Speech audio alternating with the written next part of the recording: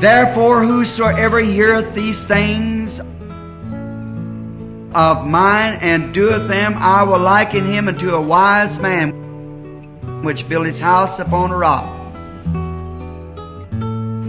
And the rains descended, and the floods came, and the winds blew and beat upon the house. And it fell not, for it was founded upon a rock. And every one that heareth these sayings of mine and doeth them not shall be likened unto a foolish man which built his house upon the sands.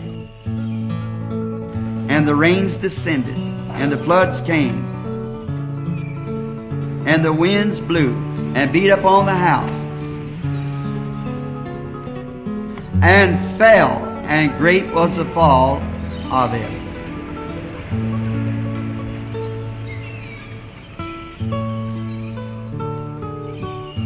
I pray the Holy Spirit will reveal it.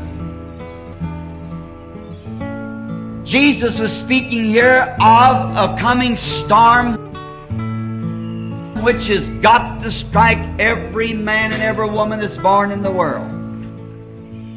There's just no way out of it. That storm will strike you sometime or other. And it depends on what kind of a foundation that you have, whether your house will weather it or not. There's been many lives saved because of preparation for storms. And there's been many a life lost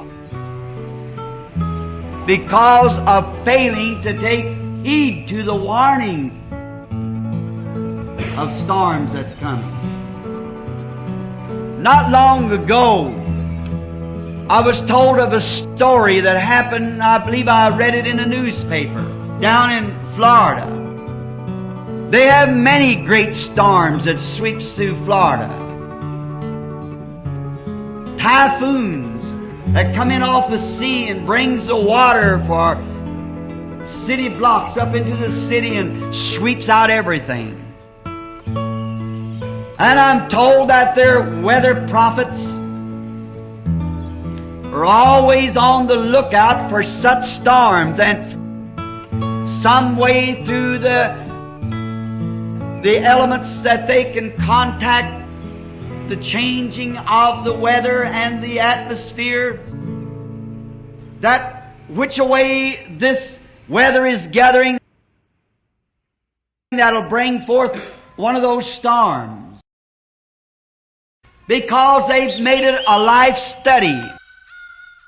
And by certain instruments and things that science has provided them. And then by calling ahead and hearing of which way the storm's coming, how much wind it's got behind him, which way other storms are coming or winds, whether it's able to combat, to shove away the storm. I could stop here and preach for an hour on that.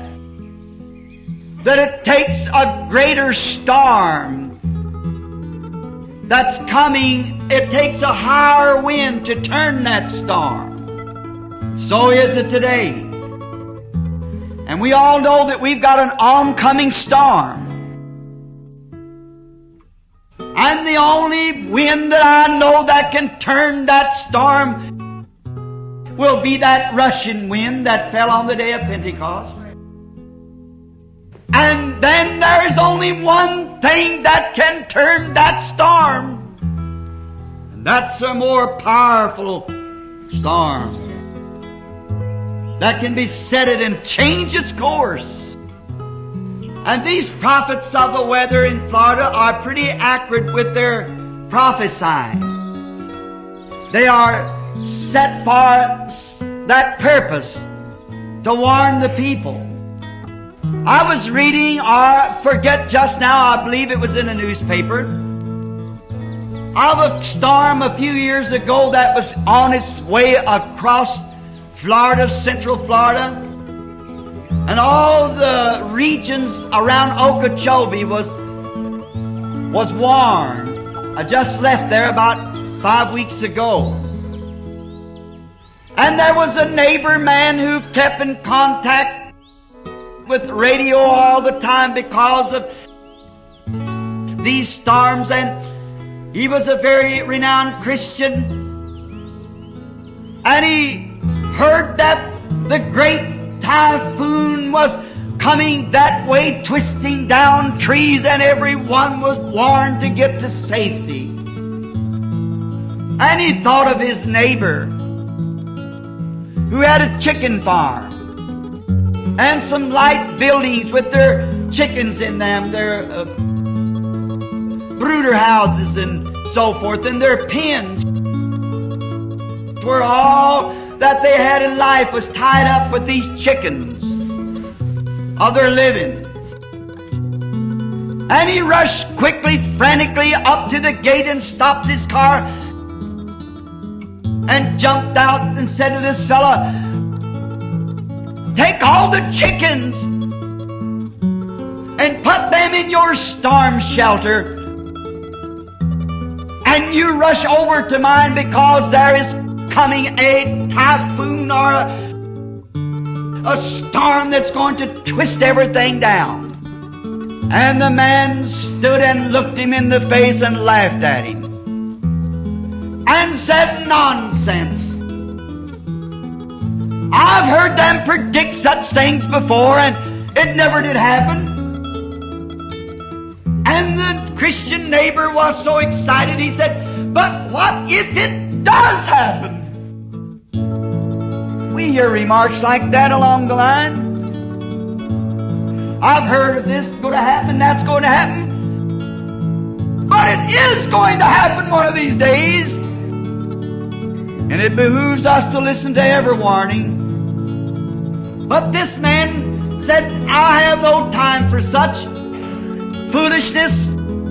I raise chickens and I have no time for such." And he cried out. The neighbor said, "In the name of God," he said, "leave those chickens alone, them, John, and come quickly. You and your family, if you don't want to believe it. Let your family come."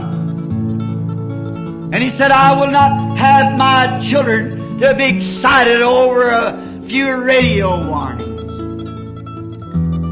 My children, I have decided, will live as I live. And my wife will listen to me because I am the breadwinner of this home.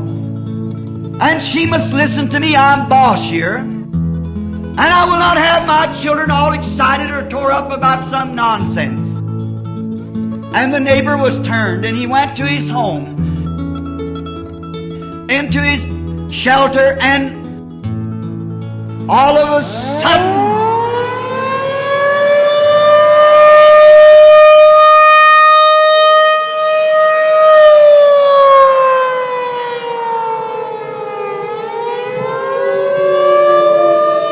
the cloud was up on him before they knew it.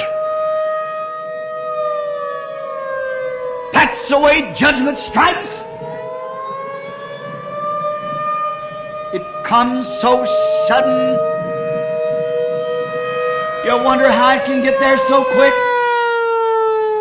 I've seen cruel man who once cursed God fall and scream and say, "How could you treat me this way?" The whole, every foundation was swept out from under him in a moment. It pays to take warning. Oh, you might laugh at the messenger. You might be able even to kill him. But you cannot kill the message. It will go on just the same. God's message is eternal. His words will never fail. Paul was successfully in having Stephen stoned. But all through his life until he surrendered to Christ was he never able to get away from that message.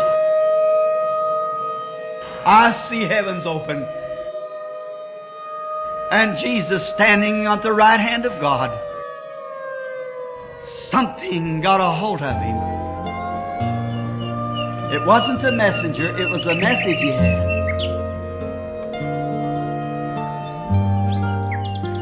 How much more has He made a way of escape for us? We feel the Holy Spirit tugging at our heart. The hour is coming. We see the shadows of the atomic age. We see the shadows of the Hadron age. We see nations are breaking. Israel awakening. The storms are coming. There's a hiding place. Oh, a blessed hiding place. It's in Christ.